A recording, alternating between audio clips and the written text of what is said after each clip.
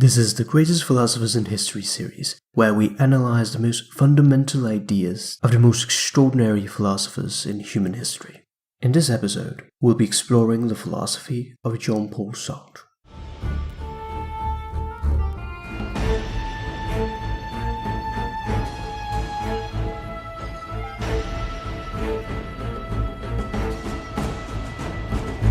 Jean-Paul Sartre had a great influence on many areas of modern thought.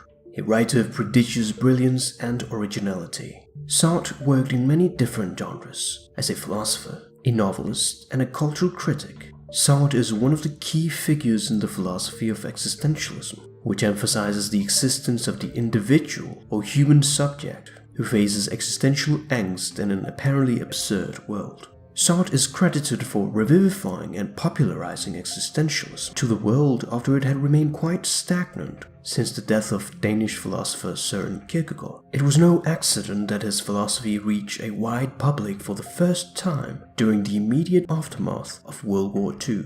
France was an exhausted country, and Sartre's ideas brought a message of hope. The old frameworks of value on which people lived on were collapsing, including family values and Christian beliefs. Sartre saw that people were starting to take responsibility for their actions, and for him, this was a great opportunity for his philosophy.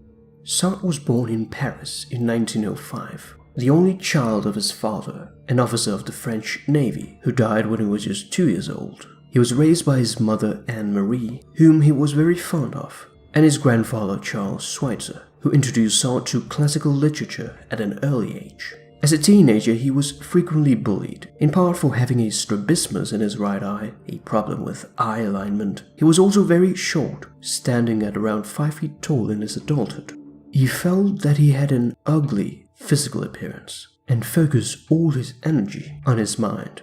He studied philosophy and psychology at the École Normale Supérieure, one of the most prestigious graduate schools in Paris. That was the alma mater for several prominent French thinkers and intellectuals. He quickly developed a reputation as an unconventional bohemian figure. The student who came second to him in their final philosophy exams was the writer Simone de Beauvoir, a prominent feminist and fellow existentialist philosopher. The two became inseparable and lifelong companions, initiating a romantic relationship, although it was quite open and they were not monogamous. Sartre served as a meteorologist in World War II and was captured by German troops, spending 9 months in prison. During this time, he read Martin Heidegger's Being and Time and was greatly influenced by it.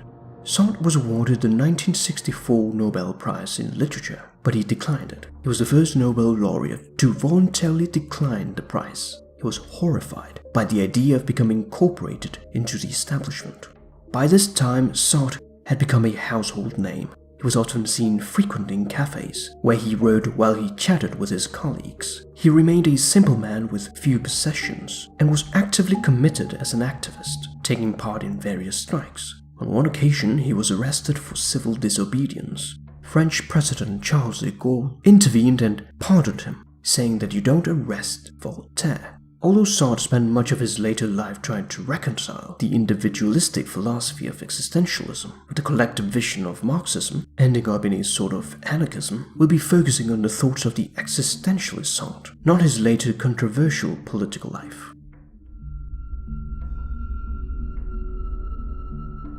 Sartre's first novel, Nausea, gave a name for existential angst. He considered it as one of his most precious novels. It portrays Harcontor, a French writer who is horrified at his own existence and finds it meaningless. He lives alone, has no friends, and usually eavesdrops on other people's conversations and watches their actions. It is written in the form of a diary, in which he documents every feeling and sensation about the world and people around him. He finds situations and inanimate objects imbued with meanings which bear the stamp of his existence. All that he encounters in his everyday life is permeated with a horrible taste, evoking in him a sense of nausea, especially his freedom. In a passage from the book, he states, "Nothing looked real. I felt surrounded by cardboard scenery, which could suddenly be removed. The world was waiting, holding its breath, making itself small. It was waiting for its attack, its nausea." It is believed that Sartre used the term nausea after reading Friedrich Nietzsche's Thus Spoke Zarathustra, where it is used and associated with contemplating the mediocrity of humanity. Have you ever looked at a word hard enough and had the thought of it seeming unusually strange, almost as if it were the first time you have heard the word? For Sartre, this feeling extends way beyond words and things and encapsulates the whole of life. He calls it the absurdity of the world. Consider having dinner with your partner. You are essentially part of a habitable planet called Earth, in the midst of the Milky Way galaxy, sitting down on chopped up wood, which people use to make chairs and tables, and you put pieces of plants and meat in your mouth, along with your partner, with whom you one day hope to procreate with and start a family. This is the true absurdity of the world, and we live our lives immersed in it. Sartre is also a leading figure in phenomenology, a branch of philosophy that offered a radical account of the workings of human consciousness. In other words, it is experiencing reality as we experience it with our perceptions, distinguished from the world as it really is. He studied under Edmund Husserl, the world's leader in that field. He felt that he found an entirely new way of seeing man's existence in the world. To understand Sartre's view of what phenomenology is, a good starting point is his 1945 public lecture, Existentialism is a Humanism, which was later made into a book. He declared his famous proposition that for human beings, existence precedes essence. That is the fundamental tenet of existentialism. Ancient Greek philosophers, Plato and Aristotle, believed that every object had within it an essence.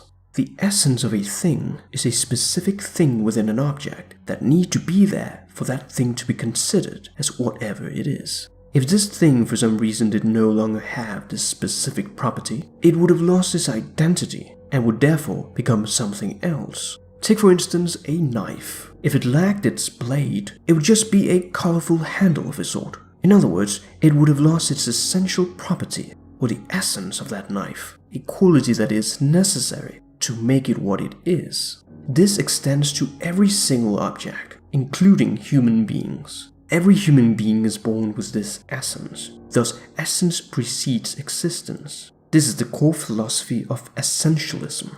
This theory remained strong since the time of ancient Greek philosophy, right until the 20th century. Here's where Sartre comes in and asks, what if we are born without an essence? What if when we are born, we are to determine what our essence will be? What if existence precedes essence? In other words, an individual creates himself through what he does. He is what he does.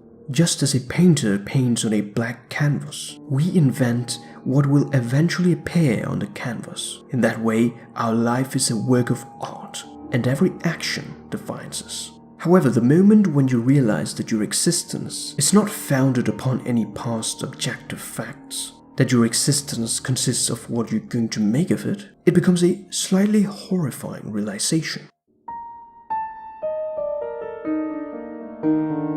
For Sartre, human beings live in anguish, or the feeling of total and deep responsibility. Not because life is terrible, but because, as he says, man is condemned to be free. Because once thrown into the world, he is responsible for everything he does. We are born without a choice, yet here we are born into a world with so much freedom to choose, while simultaneously held responsible for everything we choose to do in this existence that we didn't choose to have. We are condemned to be free. In existentialism, this is known as thrownness, a word coined by Martin Heidegger. It is the condition of an individual's existence upon being thrown into the absurdity of the material world. Arbitrarily born into a given family within a given culture at a given moment in human history. Heidegger calls these givens facticities. Sartre addresses that these limiting things that we don't have control over do not limit our freedom. As he says, freedom is what you do with what's been done to you. Since existence precedes essence, there is no design for a human being. There is no God. For Sartre, phenomenology has to be atheistic.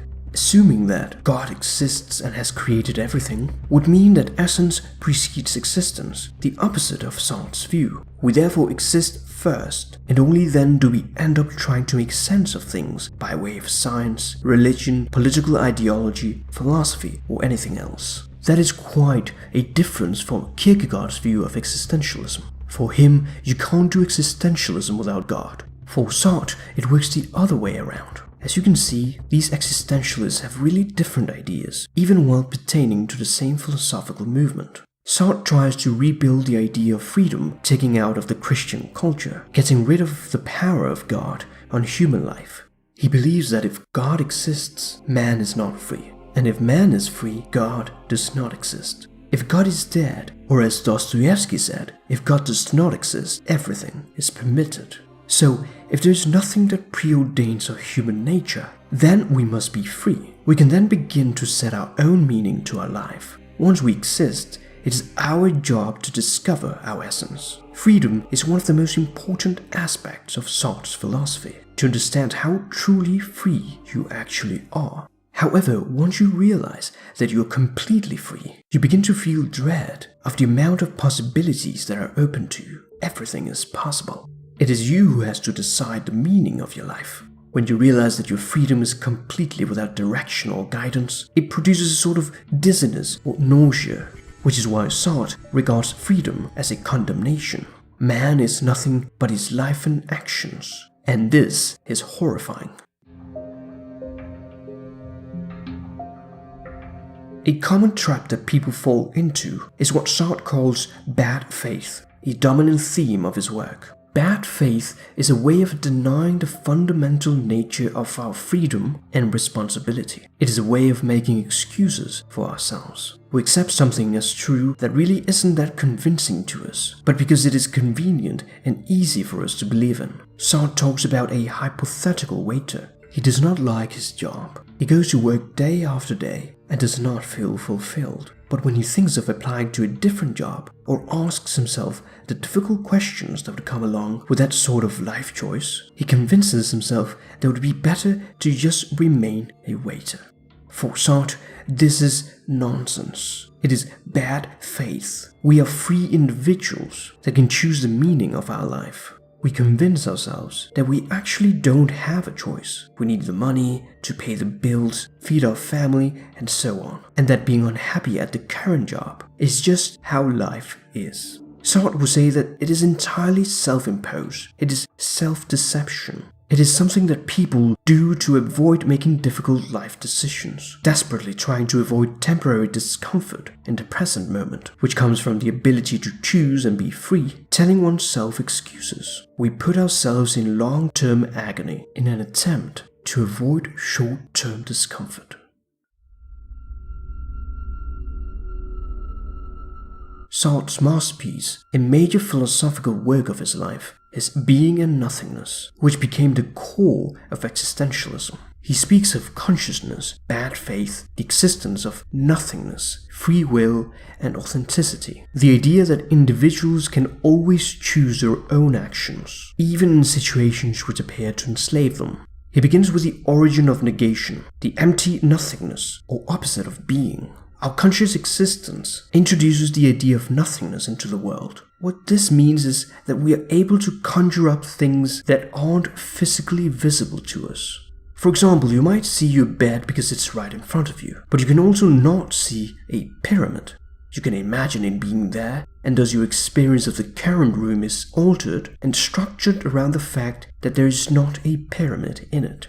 Sartre believes consciousness involves making ongoing distinctions between things and yourself. He explains that making these distinctions, that makes things appear as they do in our experience, also involves their continuing not to be other things. It is a process of negation. A table continues to be a table. It is not an animal, an automobile, or an abstract formula. In other words, things are what they are by their continuing to not be what they are not. Thus perception is a negative process, and consciousness affects it by annihilating, to encase in a shell of non-being.